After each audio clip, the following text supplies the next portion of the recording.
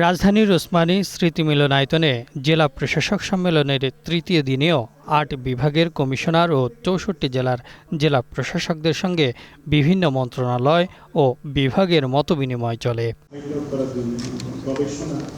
মঙ্গলবার সম্মেলনের প্রথম অধিবেশনে প্রতিরক্ষা মন্ত্রণালয় ও সশস্ত্র বাহিনী বিভাগের সঙ্গে মতবিনিময় হয় ডিসিদের। পরে গণমাধ্যমকে প্রধানমন্ত্রীর সামরিক উপদেষ্টা জানান, দেশের প্রয়োজনে সিভিল প্রশাসনের সঙ্গে সমন্বয় করে কাজ করতে সামরিক বাহিনীকে নির্দেশনা দেওয়া হয়েছে।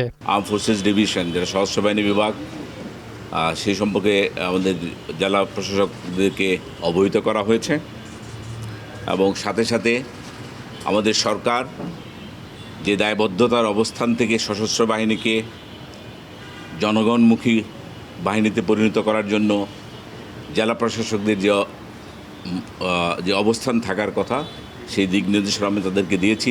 দেশের কোথাও লোডশেডিং নেই, কারিগরি ত্রুটির কারণে কোথাও কোথাও লোডশেডিং হচ্ছে বলে দাবি করলেন বিদ্যুৎ ও জ্বালানি মন্ত্রী। তেলের সংকটের কারণে কোনোদিন লোডশেডিং হয় নাই। আমার যেটুকু লোডশেডিং হয়েছিল তখন যন্ত্রের জন্য হয়েছিল, সেগুলো আবার ফেরত আসছে, এখন ঠিক আছে। তেলের কোনো সংকট কখনোই হয় নাই, এখনও হবে না, কখনোই হবে না।